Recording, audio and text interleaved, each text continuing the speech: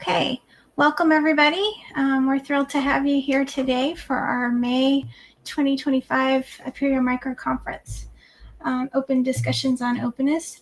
I'm Wilma Hodges. I'm a member of the Apereo board, and I'm also the Sakai Community Manager.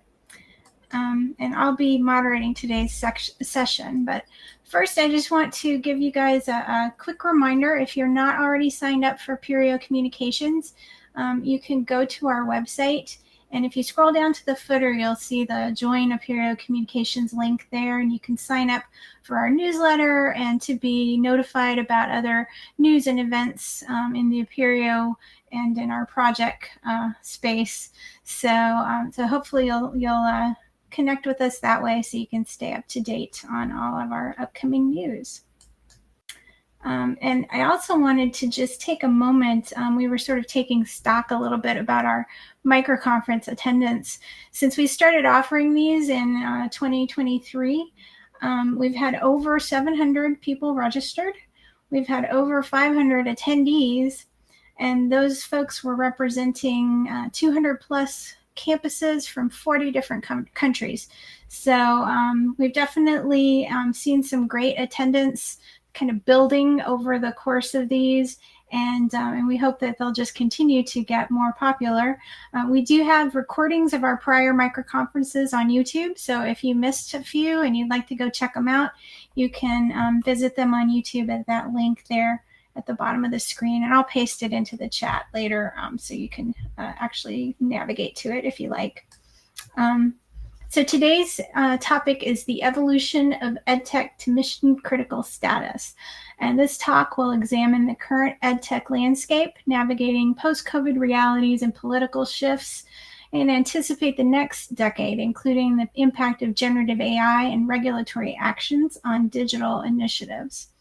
So I'm sure many of you, if you work in education or education adjacent projects, have felt a lot of this if you've been in the industry for any length of time.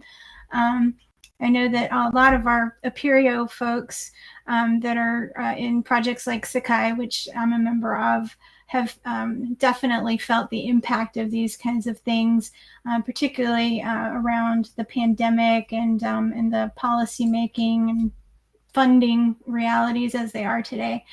So I just wanted to take a moment to point you to some Apereo resources on today's topic in case you're interested. We do have a few news articles on our site, one of which details Yesar University's digital transformation. They began offering distance education programs using Sakai right after the pandemic. They started offering those programs in a big way. So we did a success story on them as a case study.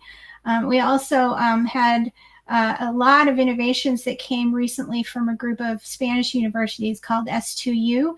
They had some funding from the Spanish Ministry of Universities, and they used that to develop a whole suite of features and enhancements for Sakai. A lot of those which came directly from faculty based on their experiences during the pandemic and after. And finally, I wanted to highlight just a little bit of information about Apereo in combination with the open source initiative have been kind of proponents for the development of a common definition of open source AI. And there's a little bit of information there on our news article, but there will also be a workshop by Apereo on this topic at the upcoming OW2 conference in France. So if you're attending that, or if you know folks that are attending and you have an interest, be sure to take a look at the workshop and the agenda there. It should be an interesting session. So without further ado, I will introduce today's speaker, Phil Hill. Phil is the founder of Phil Hill and Associates and the On EdTech newsletter. He advises on educational technology strategy, organizational change, and online education. And he is known for his honest market insights and distinctive visuals in the education sector. So I'm sure a lot of you are here to hear Phil talk and not me, so I will turn it over to him now. Well, thank you very much, and look forward to this session. I will say that I'd like to keep things interactive as we move along, so feel free to add your questions into the chat. If I see something that's very relevant for the current topic, I might grab it and address it at the time, and some we might push off to the end. And Wilma is also going to be moderating the comments. So I'm definitely not looking to talk solid time and then only take questions at the end. So feel free to jump in, add your thoughts, add your questions as we move along. As she said, just by way of introduction, so you understand my context, I've been consulting in educational technology for about nearly a quarter century. It's scary when you start introducing yourself in decades or centuries instead of years, but that's the way it goes. But I'm probably better known for most people for the market analysis and the writing that I do, particularly on with the On EdTech newsletter. So that's a lot of what I do, and I cover educational technology, where it's going, and what the implications are. And so feel free to sign up. There's a free newsletter. There's also a premium option, but the newsletter is available and a lot of the material is there. So what we're going to talk about today really is trying to take a step back and say, where are we? We've had so many changes going on that sometimes we get lost in the weeds in the immediate issue, and we need to understand the immediate issues, but we need to also see what is happening to EdTech at large today, the way it wasn't perhaps even 10 or 15 years ago. And so a lot of this gets into change, if you will. For fans of Little Rush on South Park, we're trying to deal that changes aren't permanent, but changes. So we're trying to say what changes have actually been happening within educational technology and education at large as well. So it might be a strange place to get started, but I will say that, hold on a second. Family therapists might be a good way to put some perspective on what we're seeing. So Virginia Satir, she was a family therapist, and she was known for helping groups, figure out how to work more effectively together at the family unit primarily. And she had a change model that she developed. And it was the performance of any group, whatever they're trying to do, dealing with change. And what she showed is there tends to be multiple phases of change that affect how well the organization or system is performing. And initially, you have some late status quo, what you've been used to, and performance is going up or down a little bit. But at some point, there's a foreign element introduced into the system. And the foreign element, its role is essentially breaking the status quo. So occasionally there are changes that are happening that are so big, they break down the status quo, and then you find out, well, where is it going to? Typically, that enters into a period of resistance where a lot of people are saying, we don't want that change. We don't know what the change means, et cetera, or I don't like this. There are different ways of resistance, but it's important to recognize that quite often the performance goes down. So when you get a change in the system, quite often you're saying, wow, things are actually getting worse and it's getting chaotic. We're getting a lot of back and forth. That leads into sort of a chaos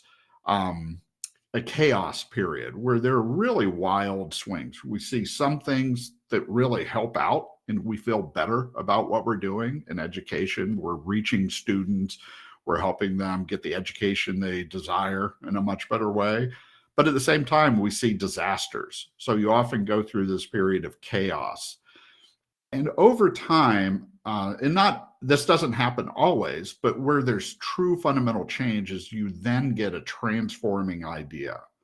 Once you get this transforming idea, that's where people feel more like, aha, I see what this can do for us. And that's where performance starts to go up. Things become more predictable, less chaotic. And there's a whole effort to how do we integrate these ideas, this fundamental change, into the system. Now, eventually, that leads to a new status quo.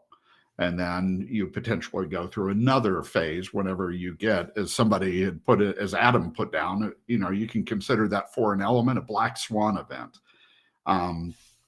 What's really important to understand is seldom is the foreign element the same thing as the transforming idea.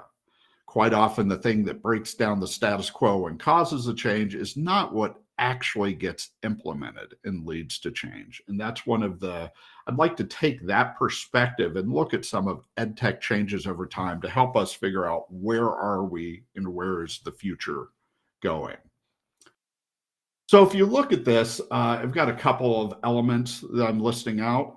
The first one is if you go back to the dot-com era, if you go back to 99, 2000, 2001, there was a lot of EdTech activity happening back then, and there was a lot of hype. This is changing everything. It was new, fully online courses and programs, but new technologies. And it was, it might not match the MOOC era in some minds, but there was a lot of hype behind it. And we don't talk about that too much in EdTech anymore, the dot-com era. However, there were some fundamental changes that happened that I think were triggered by that 99, 2000 era coming along that still impact us today. And one is the learning management system. I always joke, it always comes back to the learning management system. But if you think about it fundamentally, this is not just an app that came along. The learning management system is now becoming or has become mission critical default infrastructure for any amount of virtual learning at most academic programs. So if you look at an LMS, or as they call it, virtual learning environment in the UK, VLE actually I think is a better description of what we have. LMS has a little bit of marketing in there. But in any case, that's where you have this application, you have the multiple parts of it, the maintaining the roster, the grade book, the calendar, course material, quiz, all this stuff. And then it's the whole user experience around there. It is the virtual home of education, whether it's an online course or a blended course or a hybrid, any amount of EdTech. The LMS most often, not always, most often is your virtual home. It's how students experience an institution's educational offerings in large part.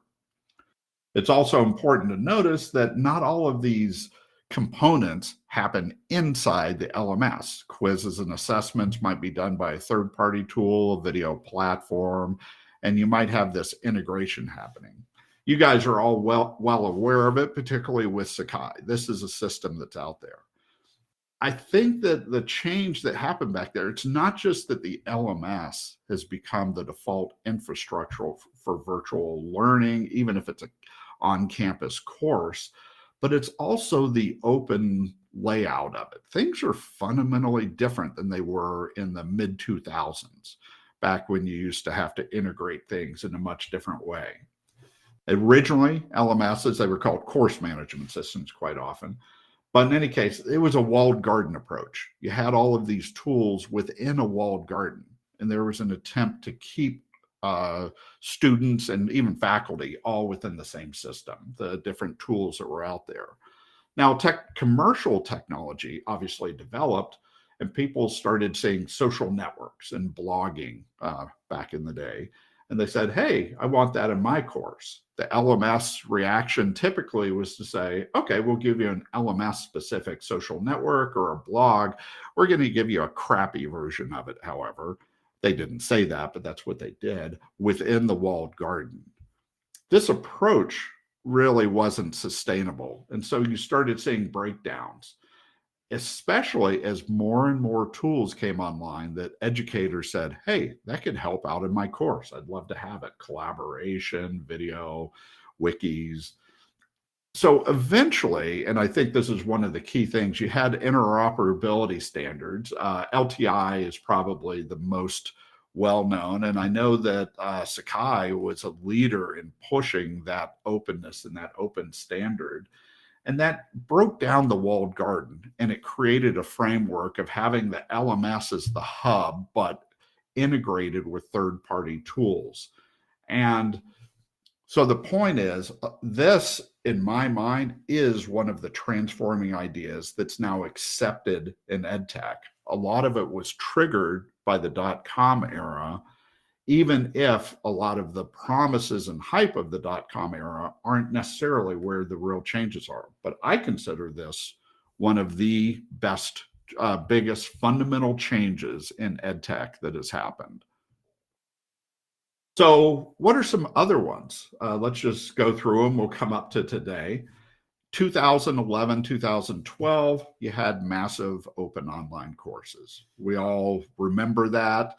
There were a lot of claims of, the most famous one was by Sebastian Thrun at Udacity, where he had a course of 160,000 students. And his thing was, in the future, we're going to have, just a couple dozen universities, and we, Udacity, have a chance to be one of it. So in other words, the fundamental promise was that MOOCs themselves would change everything within EdTech. At the same time, you had online program managers, in particular 2U. And part of what was significant about 2U is that these are companies that help academic programs go online, quite often with a share of the revenue, and they do a lot of the non-academic work. What 2U did is they said, hey, this can be for elite schools. It can be for the UNC MBA, for University of Southern California, for Syracuse. It's no longer is online education just for the for-profit schools or for the continuing education departments. And that's the same thing the MOOCs did. That's where you had Harvard, MIT, Stanford, you had British universities, then you started getting into India. You had multiple leading, highly ranked universities all getting into online education around the same time. Now, there was a lot of hype, but the transforming idea in my mind was that all colleges and universities should have some form of online education strategy. Now, the strategy might be online education's not for us. We're not going that way. We belong purely in the classroom, but we've deliberately thought it through, figured out our position, and this is what we're doing. More often than not, it was schools saying, hey, how do we expand our access and reach non-traditional, non-18 to 24-year-old students? How do we expand access to working adults? How do we, people who can't come to campus? So it really got into a strategy. So that's the transforming idea. It was no longer education just for the for-profits and continuing education. Now, one of the fundamental changes I'd like to highlight happened, although it was the early parts of it were in place even before the MOOCs and the OPMs, is Arizona State University. And I know everybody talks about them, but I think there's a lot that you could really learn with what we're doing. What I'm showing right here is they did a virtual experience, Dreamscape Learning. So basically a virtual reality redesign of their introductory biology courses. And the idea they have, this is the old style VR headsets, but they also have the hands and they also have the feet, so you can track a person and put the student into a virtual reality and they go through this course. Now, to be quite honest, if you look at this type of marketing, I came into this saying, this is hokey. This is very much looking for press. It's not necessarily meaningful. But I went down to campus and got a tour and talked to the course designers and instructors and saw what they were doing. And if you look at it, it's a fundamental transformation. What they've done, this is how students get into, sign up and come in and they do their lab activity in this virtual environment. What's really striking to me is it got rid of all your distractions, focused you on the subject. It gave you a story so that you pay attention and you see how things connect. But the real thing they were doing was a fundamental course redesign at a pedagogical level, and it was actually centered on LMS and that open standards usage to make it happen. The VR is what hit the press, but it was the course redesign that worked. In their case, they got such good results. The green bars are the virtual reality, the Dreamscape Learning Labs, and the dark blue is the non-labs. And they started comparing the results for students, lab assignments, what their completion rate was and what the grades are. And across the board for this introductory class that at ASU, you're talking thousands of students per year. It was so good, they cut off the pilot and they've shifted all students onto this virtual reality approach. And they're getting very impressive results for it. That's the type of fundamental transforming ideas, a pedagogical redesign that's triggered by all schools looking at online. Another example that came from the MOOC era is Georgia Tech. They really started, they had an Udacity-based course, the Online Masters of Computer Science, that has become so significant. I can't remember the numbers exactly, but it's something on the order of close to 10% of all online master's degree programs in that field are at Georgia Tech. And they invested in that. That's with the OMSCS, Online Masters of Science and Computer Science. And they've added others, and it's dramatically expanded their access. And there was also a study showing it wasn't cannibalizing the home campus version of this. It truly was expanding access. And if you look at this, it's impressive the changes that have happened. Turns out they're not even using Udacity anymore, and they're doing more of managing it themselves on the Georgia Tech campus, but it's a fundamental change. So these are two perhaps extreme examples, but it's a good showing of what's happening with it's not the MOOCs themselves, but they forced everybody to think about this, and we're seeing some very significant changes that are happening. Now, one of the impacts of this is the fact that for people who are supporting in this environment where it's a traditional school, but they have online, they have hybrid, is if you look at the adopter types, innovators, early adopters on the left, the early majority and people like that, those people, let's consider them faculty who want to do a course design. And the people doing the support are the ones trying to figure this out. There are two fundamental types of adoption. On the left are the EdTech enthusiasts who are essentially saying, give me a partial solution. Give me 80%. I'll figure out the rest. Don't hold me back. Let me figure out what I can do. At the same time, on the right, you have a lot of mainstream faculty in this case who are saying, okay, I'll take on the change. I'll do an online course. I'll add web components to my course, but I want some guardrails. I want this to be safe and predictable and reliable. One of the challenges for people supporting this is there's a chasm between these two different types of people, but support staff in particular and funding, you have to support both. That's what I call straddling the chasm. So it's made jobs more difficult that you've got to support the people who are saying, don't hold us back. And you've got to support the people who are saying, hey, this better work. Don't let it go down at all. So there's a dramatic change in EdTech usage and support that's happening already and across traditional schools as well as for-profits and online schools that are happening. And those are fundamental changes that are happening.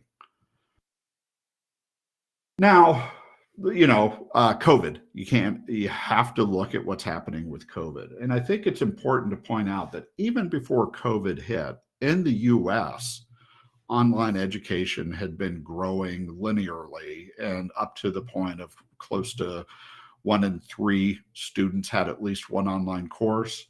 It was really starting to become more popular in the UK.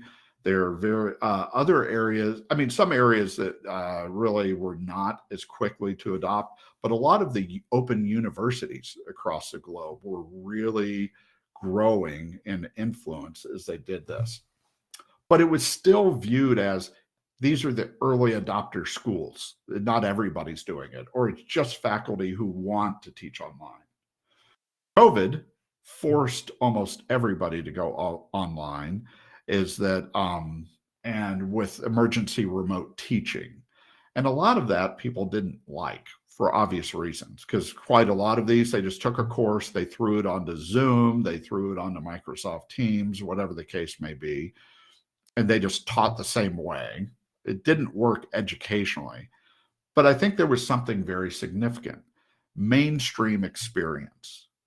Virtually all faculty, students, institution types got direct experience seeing what it's like to integrate EdTech and online education into their courses. They could now speak with experience saying, I know what this means. And quite often, there were obviously some people saying, I'm out of here. Once the pandemic's over, I don't want to do this again.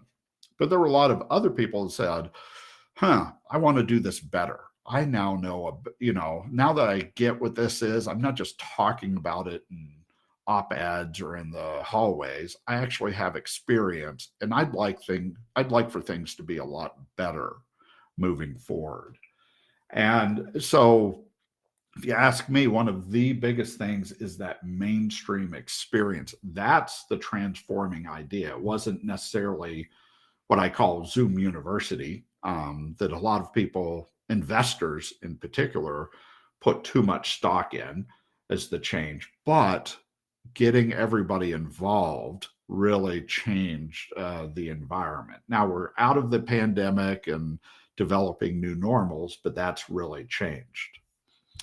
So if you look at, again, this is looking at U.S. higher education enrollment data. On the left, and it just illustrates a point. I think this goes beyond the U.S., but I want to highlight a key point. Even before the pandemic in 2020, the adoption of online learning was already happening, but it was happening at this linear pace. That's where you had the 33.5%, 35% of students with an online course. Once the COVID hit, it skyrocketed because of remote teaching. And then it started coming down naturally, because online education is never going to be 100% adoption, but it has been going up. So there was a natural pullback of the enrollment. That's the blue line going up 74 down to 54%. And now it's to the point where it's leveled out and is starting to grow again. The important point, and this comes from a Chronicle of Higher Education article that used the data I provided, is saying the net impact on online education from COVID is that it actually jumped us forward perhaps 7 years of adoption. In other words, that 54% adoption that's starting to go up in number of students taking at least one online course, if we had just been doing the linear expansion of the previous years, we wouldn't have hit that point until probably 2030. Now, it's tough when you project if it would have stayed linear, but the point is COVID actually gave us a step increase in the amount of online education and EdTech usage, and the amount of people saying, hey, I've got some ideas on how to make this better. And which I think is one of the fundamental, that's more of a transforming idea that's going to last. So one way to look at this is, if people have seen The Voice of the Online Learner, it's currently put out by RisePoint, used to be Wiley, used to be Learning House, but it's been this long-term survey that directly looks at the learners, the voice of the online learner, and what their experience is. And there was one element that I find quite interesting that exemplifies this. Hey, we've learned things and we actually want to do things better moving forward. And that is, if there are two groups of students here, currently enrolled in an online program. They segmented those, and on the right was currently looking for a program and is thinking about an online program. The question was, how often would you be willing to log in at a specific time to join a required discussion or a virtual lecture with your instructor and classmates? Now, keep in mind, we've had so long where people say online needs to be asynchronous, don't require any synchronous because students need flexibility. And I get that. There are a lot of students that's the only way they can study. But there's a fundamental shift that's happening is that more and more students and prospective students who want online for the anywhere, anytime access are willing to add some synchronous components into that mix, particularly with the rise since COVID and the experience of virtual learning environments. Essentially, they're seeing synchronous options as an opportunity to increase engagement. What the data showed was 67% were willing to visit at some frequency. So, in other words, we're willing to do synchronous components in our asynchronous course, but not as the primary mode all the time. If you look at prospective students, 88.9%. And I think that changes a lot of assumptions that pre-2020 designers have had about asynchronous versus synchronous. Now, I think this is a good approach to consider, not for all students, but as a method to increase engagement. And if you think about it, nearly 90% of prospective online students in this study are willing to have synchronous meetings in their otherwise asynchronous courses. I don't think this would have happened without COVID, the shift to online, and the new experience saying, this is an option we weren't really using before. I know Big Blue Button existed. I know that some of the technology was there, but it wasn't widespread adopted at that point. And I do think it's happening right now where people are saying, how can we do more engaging online courses?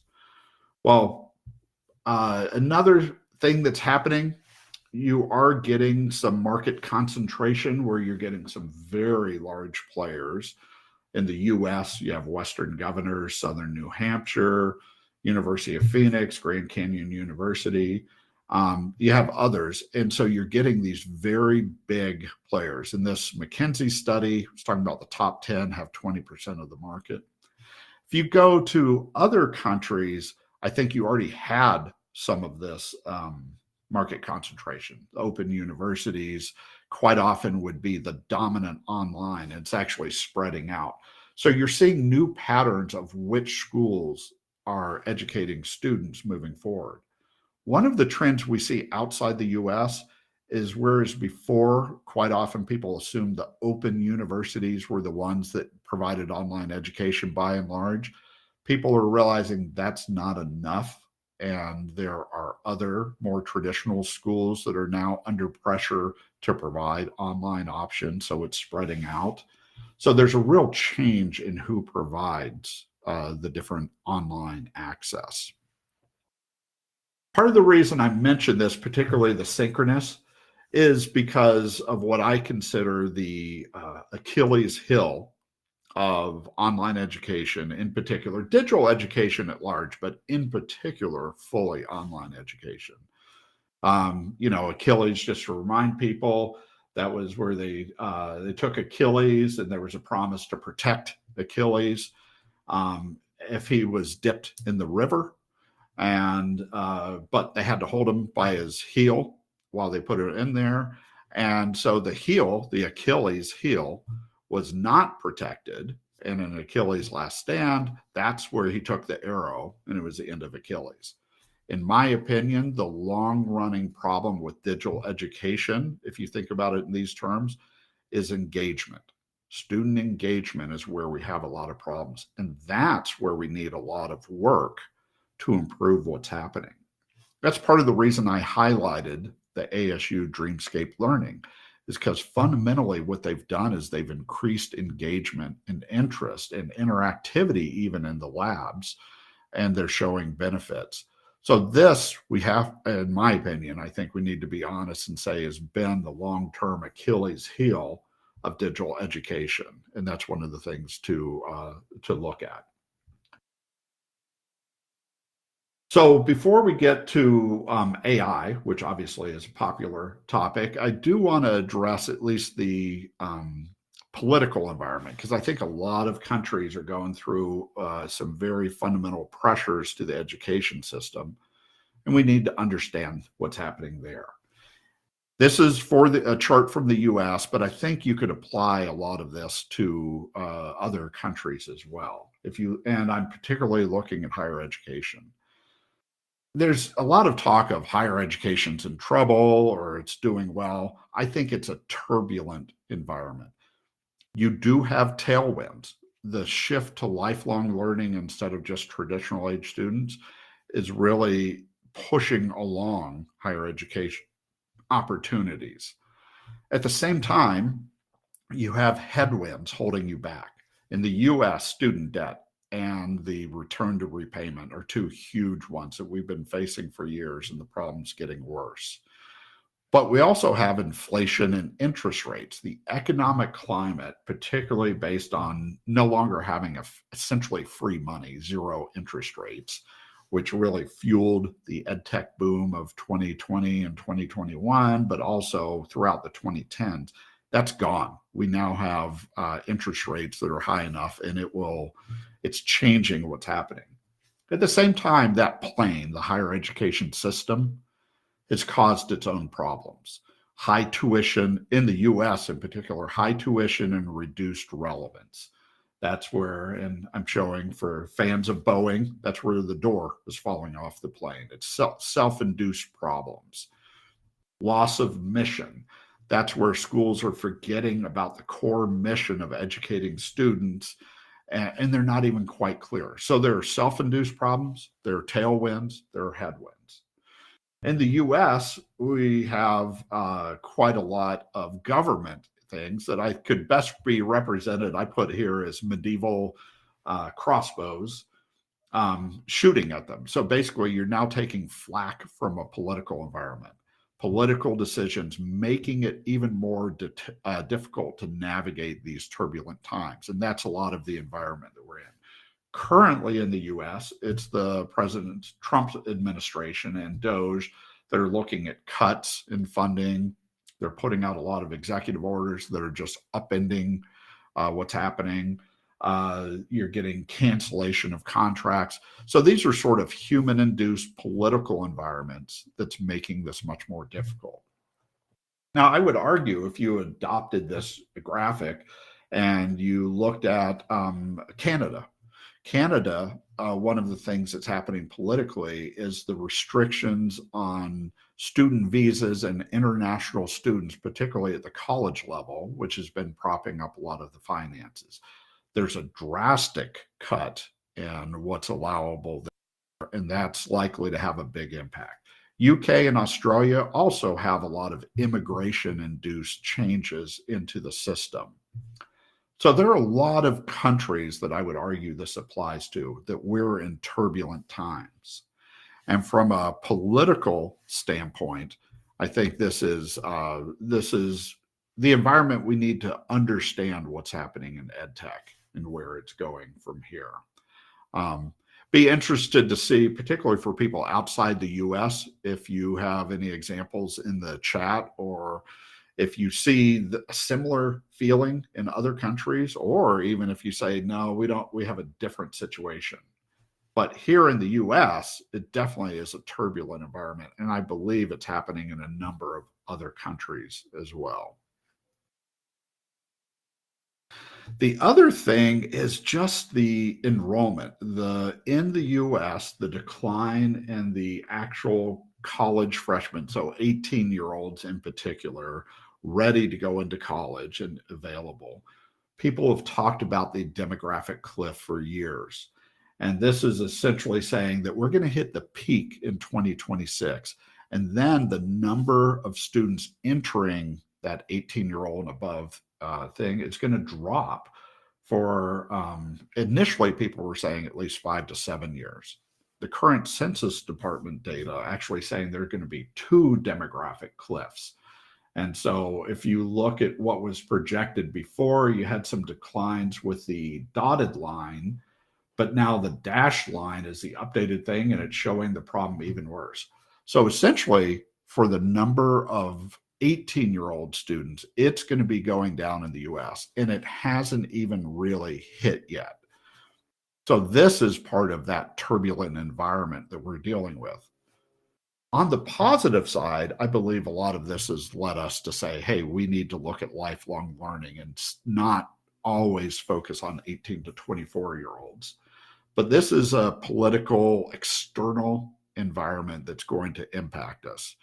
And Matt jumped in with the Canadian institutions are having with international tuition. Yes. So let's get to one of the fun topics and then just open it up for a more general conversation.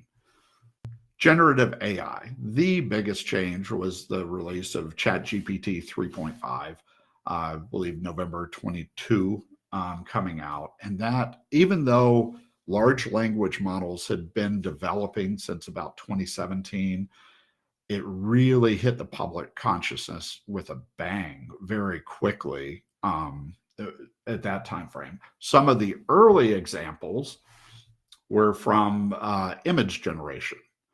The image on the left, just to give a sense how much things have changed.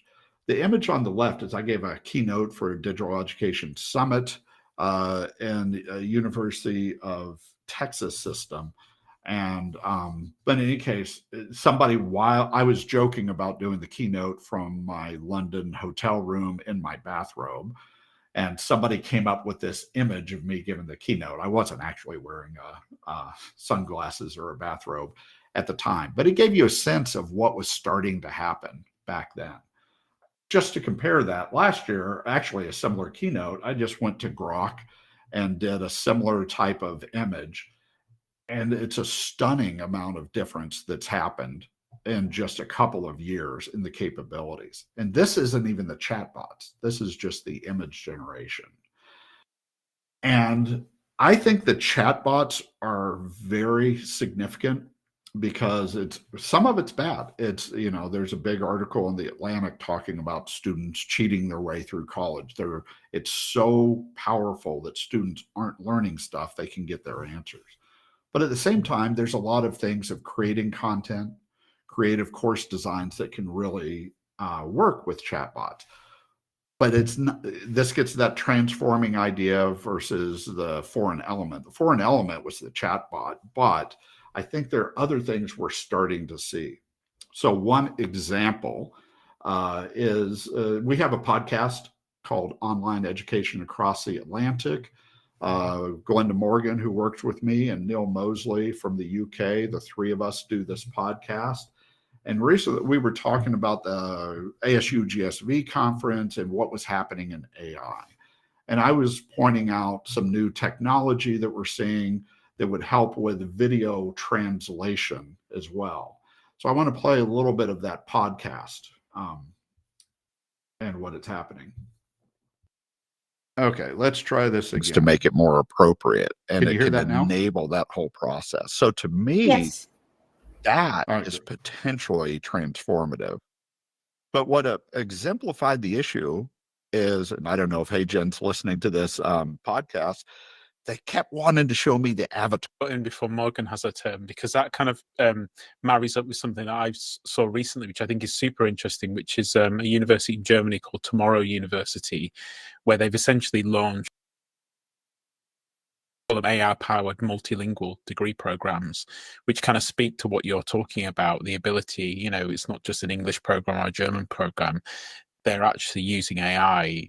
Yeah, so, even in terms of the kinds of things that folks were exhibiting at the AI show, there was a lot of academic integrity, which I'm very tired of. But again, there was.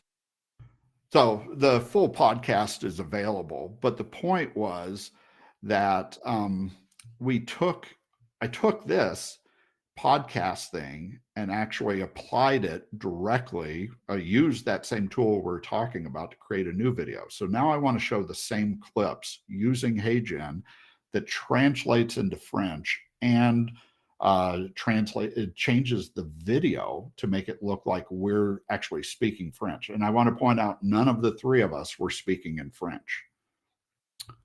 Okay. Pour le rendre plus approprié, et cela peut permettre à tout le processus. Donc, pour moi, c'est potentiellement transformateur.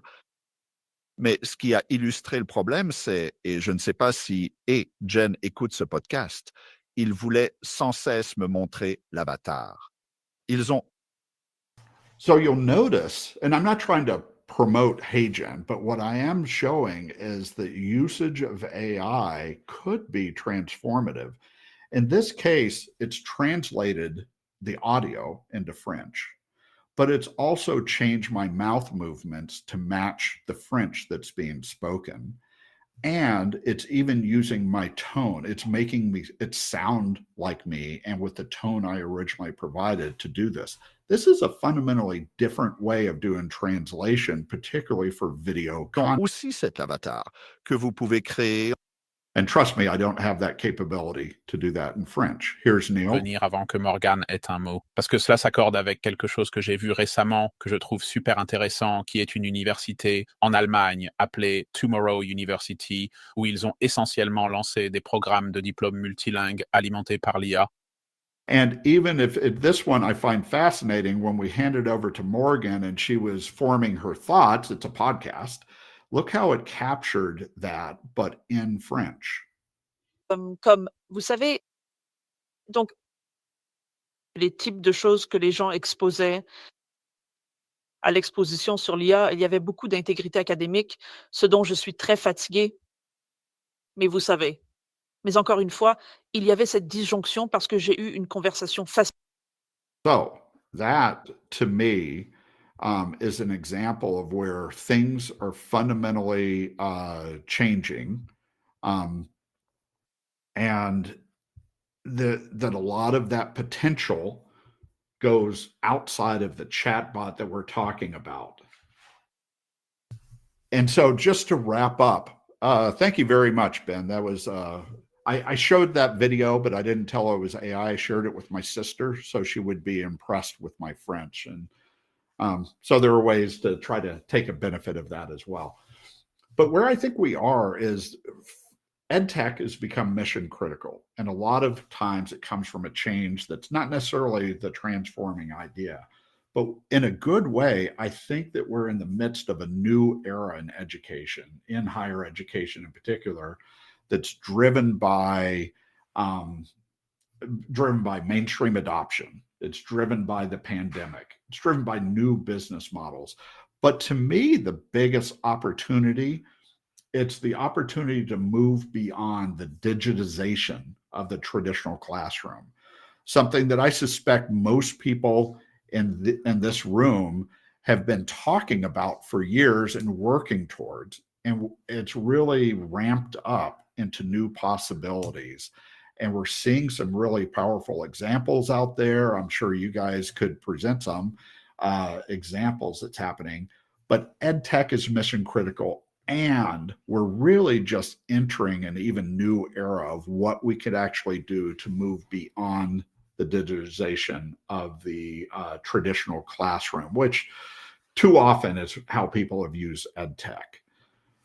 So that's where I think we are in education. I would like to have more of an open conversation for anybody who does want to subscribe. The onedtech.philhillah.com is the newsletter. But I'd like to see if there are either questions or comments from a discussion standpoint that we can do and talk about anything on this topic, anything in the presentation, or anything that you would like to bring up. And okay, the concern from Adam is that on translation, that if it works imperfectly, they're not 100% accurate. We cannot assume that the automated translation tools will perfectly translate. Many apps like those powered by Revered have about 90% accuracy. So basically, and it's interesting, so one thing I would say, Coursera is already using this type of technology to introduce their here's a course in Coursera, and you can take it in these 8 languages. Now, they don't do just any language. I think they pick 8. The reason they're doing that is I believe they're putting in the QA around the translation to make sure they get it right. That's the way they're dealing with the problem that Adam mentions. However, one thing I would point out is I'm showing how it's so accessible to consumers, people like me just playing around with it, educators. I did not do the QA on the French. I actually couldn't. I can tell you a little bit on how well it translated, but I definitely could not do it saying, hey, this is 100% accurate translation versus 90. So it's a great point that Adam brings up. Coursera is handling it one way, but I'm pointing out that the way it's so consumer accessible, that raises its own problems. And yeah, Didi has a good point that automated transcriptions are not 100% either. But there's a difference now, because usually when you do automated transcriptions, it's text, and people have been used to understanding this text is translated, it's not going to be perfect, and they have more time to figure it out. Watch that video that I just shared. If you're not careful, if you're my sister, and I shared the video to you trying to trick you into thinking I know how to speak French, how do you know? I mean, we're getting to the era, what people have talked about, the deep fake era. It raises a question of it makes you question, did Phil actually say that, or Neil? So it raises new questions that we need to figure out. Jessica's asking a question. I'm curious about conversations requiring about async learning and accreditation, particularly with regard to federal loans and ghost students using AI. Do the leaders I speak to think async has a future in traditional university settings? I think yes. I don't think async is going away. It's too fundamental into the role of anywhere, anytime access. So I don't think it's going away, but I think 2 things are happening. One is I think there's more opportunity for increased student engagement with synchronous, and I think that's going to increase. There are too many colleges, universities, and systems who are holding back on that for outdated reasons, and I think that's changing. The second is what you mentioned. Synchronous also provides a potential way to deal with a huge and growing problem about ghost students, not real students, the ones who are signing up, particularly in community colleges, just for the financial aid.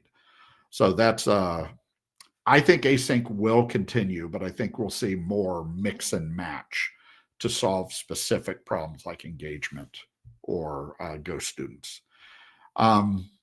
Yeah, Matt, you have a good point. A strong preference for okay now versus perfect later. I am seeing cases where if you give them the option, there are a lot of students who would prefer the mixed mode. Jessica, I'd love to hear your thoughts on the challenges AI poses for the authenticity of the learning experience in education. How do we support students in seeing value in the learning process when AI makes it seem so easy? That's a huge problem, and we're going to be working through it. The reason in my example that I think it's more powerful is it took a real video with real people where people know the 3 of us, myself, Morgan, and Neil, and we were talking, and we used AI just to expand our access, make it easier for people to understand in a different language. And that's part of the reason I am not as encouraged by the avatar usage. Because if you go the full avatar, now you get into, well, then just create some text and have AI create it, and it's not authentic. So I think what you raise is a huge problem, but I think there's a real opportunity for colleges, universities, and individuals who are going to say, no, I'm taking myself and I'm using AI to enhance myself, the instructor, whoever it is, and clearly not just creating things out of thin air with pure AI. Now, as AI gets better and better, that might be difficult. So I do think that there is a challenge from authenticity and students saying, well, why do I need this? I could create it myself. I think it's going to open up some businesses that do that, and that's going to be a challenge. Robert says, what I've seen is an impact on Gen AI and the shift of focus to process versus product focus on teaching. Similar to the internet search engine had to switch our teaching by changing our focus on facts regurgitation to then teaching people how to think. This is the positive view I think you're stating. Gen AI, and when Morgan talks about she's tired of all the academic integrity, I think there's an opportunity for Gen AI to force us to get away from some of the multiple choice exams and some of the pedagogical designs that are not very authentic in nature, not very powerful. And I share, Robert, what I'm interpreting as your optimism that we're going to see improvement in this capabilities because of Gen AI. So this gets to that chaos. Some things are going to be much better, some things will be worse, but I think we're starting to find transforming ideas that will on net have a positive impact. It's just going to be chaotic getting there. Let's see, good reading. What do we do when AI is teaching the AI? That's a Skynet question. I will point out, I saw this one thing where there was an AI calling an AI help desk, and the two AIs recognized they were AI, and then they spoke digitally. That was an interesting case. And I know ever since ChatGPT got popular, I've noticed a lot of the discussion board posts for my online students are better written. What an interesting coincidence. This gets to the positive and negative. It's possible that the students who are using the discussion are using AI to enhance their thinking and learning and their communication. So it's not all bad, but I'm sure there's some that they're just regurgitating what's in ChatGPT. So again, I think we're in the chaotic period right now. And yes, it is not just interesting. So again, where I think we're in a new era. A lot of this will be chaos going up and down as we search for a transforming idea. There will be problems. There will be really interesting opportunities, but EdTech is pervasive and it's becoming just part of the mission critical infrastructure. And I think it's leading to fundamental changes. So with that, I'd like to thank the Apereo Foundation for the opportunity for this call. And I thank you for all of your questions and comments on that. But I'd like to turn it back over to Wilma to wrap up the session. Okay, great. Well, thank you so much for a very insightful and thought-provoking session. Does anybody have any burning questions that they want to get in? We have, I think, 2 minutes left till the top of the hour. There was one thing Robert said. Any thoughts on how to navigate the transition of this chaotic period, student abuse and pressure on jobs? Patience is part of it. And I think there needs to be a lot more collaboration on the pedagogical level.